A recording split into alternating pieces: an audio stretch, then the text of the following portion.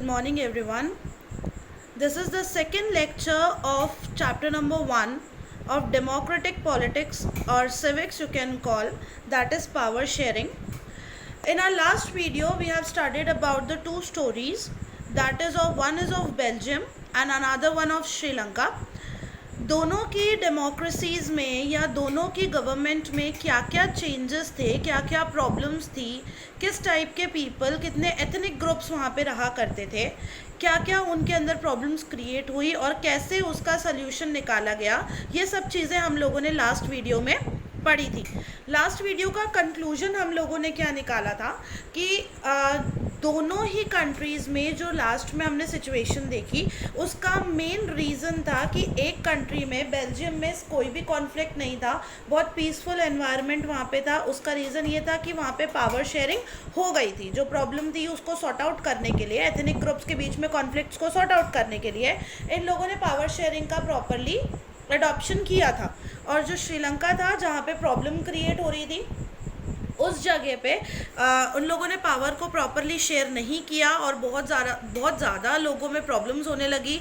इस वजह से दो ग्रुप्स के अंदर वहाँ पे क्या हो गया, लड़ाई हो गई, सिविल वॉर हो गया, जिसकी वजह से there was a huge loss of life and property.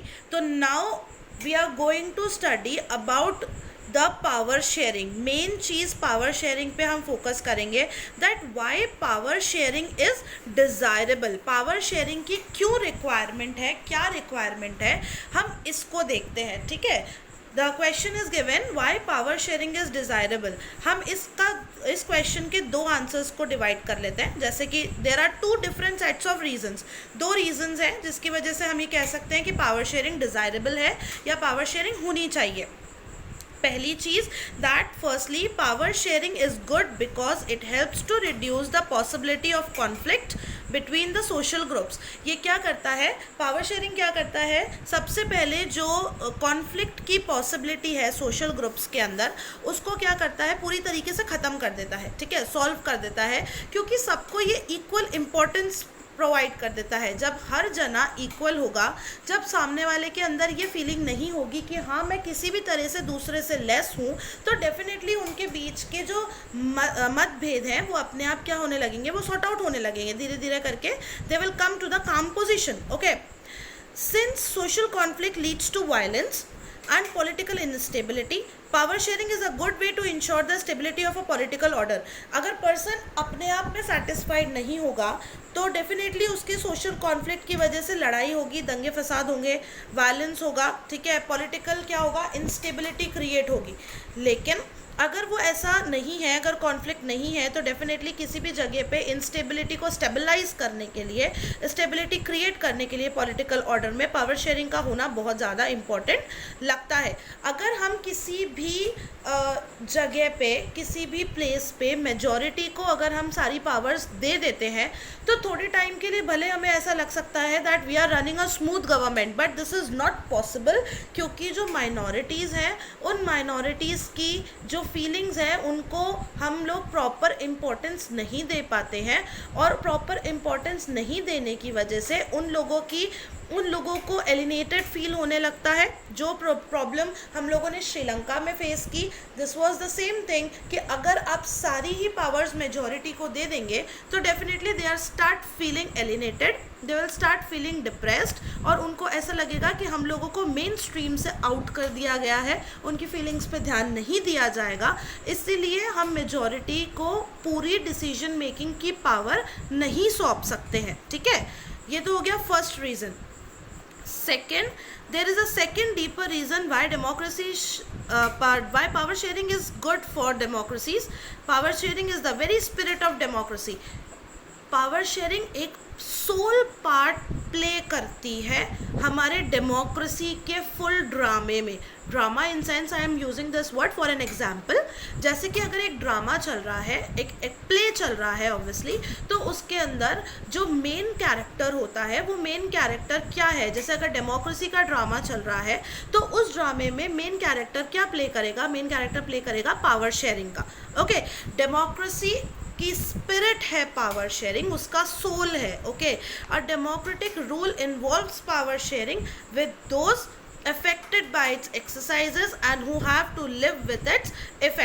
Power sharing क्या करती है, पावर शेयरिंग उन लोगों को भी इफ़ेक्ट करती है जिन्होंने रूल्स बनाए हैं, और जिनके लिए रूल्स बने हैं उन लोगों के पर भी इफ़ेक्ट इसका पूरा पूरा शो किया जाता है. Okay, a legitimate government is one where citizens through participation acquire a stake in the system. Legitimate government क्या होती है? लेजिटिमेट गवर्नमेंट वो होती है जिसके अंदर सिटीजन्स पार्टिसिपेट करते हैं, अपना पूरा योगदान देते हैं, और उस सिस्टम के अंदर, उस डेमोक्रेसी के सिस्टम के अंदर पूरी तरीके से इन्वॉल्व रहते हैं उनकी डिसीजंस के थ्रू. ठीक है, उसको हम कहते हैं legitimate government. Am I clear? Now ये जो दो रीजंस हैं, इन दो रीजंस को हम क्या करेंगे, एक नाम देंगे. ठीक है, जैसे कि जो फर्स्ट रीज़न मैंने आपको बताया कि पावर शेयरिंग की वजह से कॉन्फ्लिक्ट्स नहीं होंगे, पॉलिटिकल इंस्टेबिलिटी नहीं होगी, पॉलिटिकल ऑर्डर में स्टेबिलिटी मेंटेन रहेगी, और मेजॉरिटी और माइनॉरिटी का प्रॉब्लम नहीं होगा. इस रीज़न को हम नाम देंगे प्रूडेंशियल रीज़न. ठीक है, प्रूडेंशियल रीज़न क्या होता है?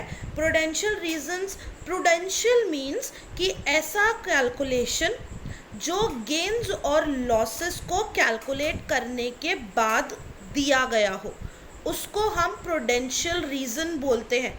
इसीलिए जो ये हमारा फर्स्ट रीज़न है, इसको हमने नाम दिया है prudential reason. Okay, I am showing you the definition of prudential over here. You can see the definition, that is based on prudence or on careful calculation of gains and losses.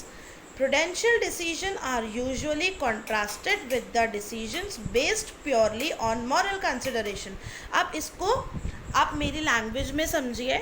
Prudential का मतलब ये होगा कि जब हम किसी भी चीज़ का डिसीजन लेते हैं तो उसका डिसीजन जब लॉस और गेन्स को कैलकुलेट करने के बाद लिया जाता है तो हम उसको प्रूडेंशियल बोलते हैं. ठीक है, तो ये वाला जो हमारा रीज़न है, फर्स्ट रीज़न जो मैंने आपको दिया, वो फर्स्ट रीज़न को हम लोगों ने प्रूडेंशियल वर्ड दिया है. ठीक है, जो सेकंड रीज़न है, जब मैंने आपको बताया that power sharing is a spirit of democracy, तो इस रीज़न को हम मॉरल रीज़न बोलेंगे. ठीक है, मॉरल रीज़न मतलब कि ये हमारा बेसिक है, इसके बिना हमारी डेमोक्रेसी वर्क नहीं करेगी. Am I clear with it? Okay, now forms of power sharing. Power sharing के फॉर्म्स कितने होते हैं, तो अब आपको मैं ये बता देती हूँ. देखो, types of power sharing. Power sharing can be have many types. First type is horizontal power sharing. Horizontal का मतलब होता है इन अ सिंगल लाइन, यानी कि सारे लेवल्स जब हमारे सेम होते हैं तो हम उसको हॉरिजॉन्टल पावर शेयरिंग बोलते हैं. ठीक है, अब ये इसके लेवल्स हमारे सेम कैसे होंगे, यानी कि 3 लेवल पे हमारी गवर्नमेंट काम कर रही है. जैसे कि first is executive, second is judiciary and third is legislature. You are very much aware of this. आप लोगों ने अपनी छोटी क्लासेस में ये बहुत अच्छे से पढ़ा है कि हमारी जो पावर है वो 3 लेवल पे शेयर होती है, जिसमें से हमारा लेजिस्लेचर होता है the place where the rules are made.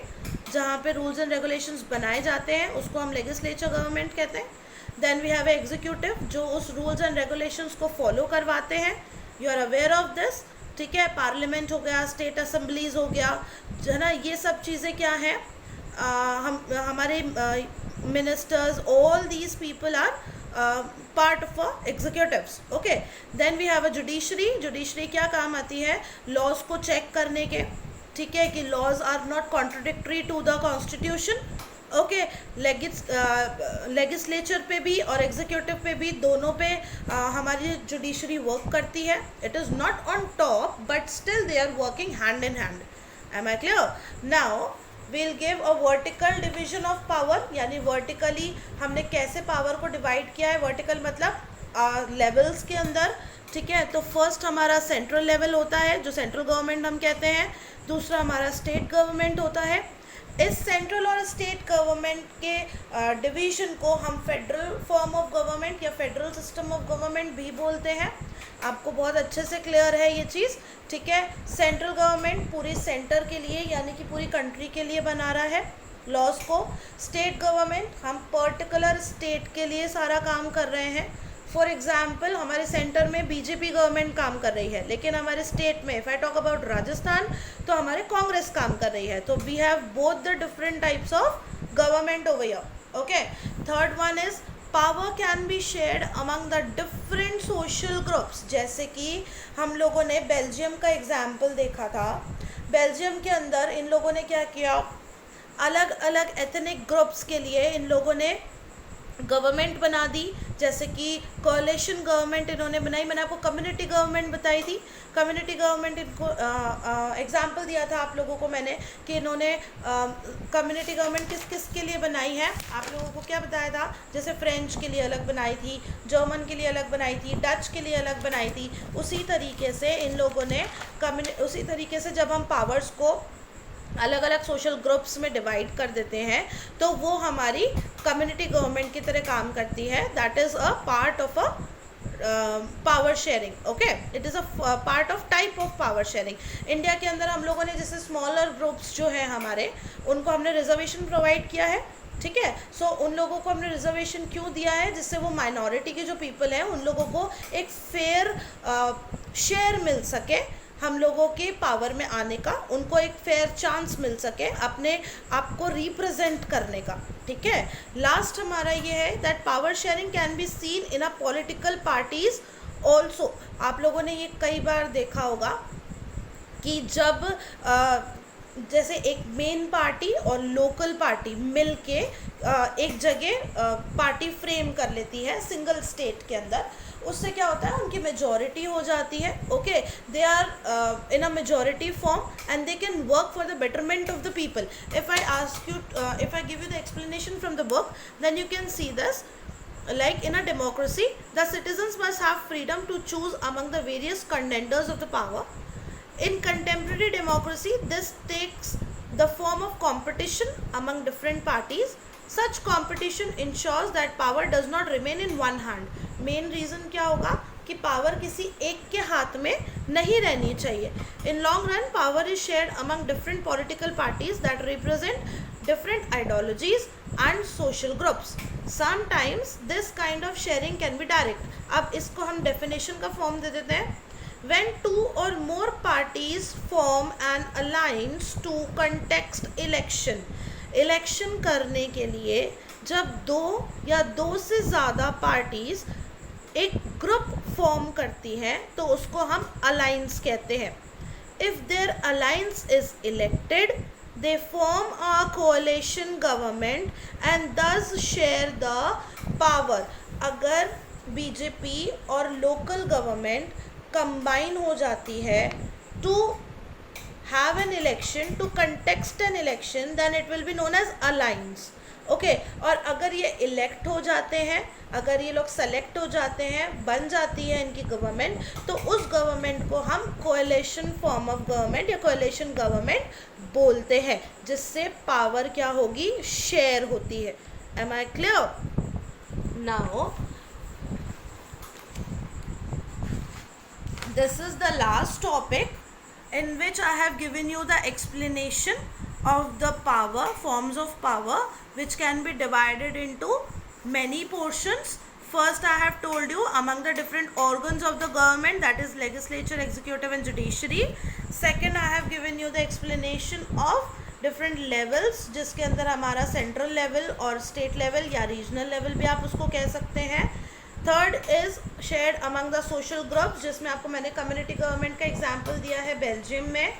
और fourth is shared among the political parties और द मूवमेंट्स और pressure groups. Okay, here your chapter gets over and there are no question answers in this particular chapter. NCERT questions नहीं है इसके अंदर आपके. तो the worksheets I am giving to you, you have to do that particular worksheets only. The question number 1 and question number 2 you can do. Okay, till then stay home, stay safe. Thank you.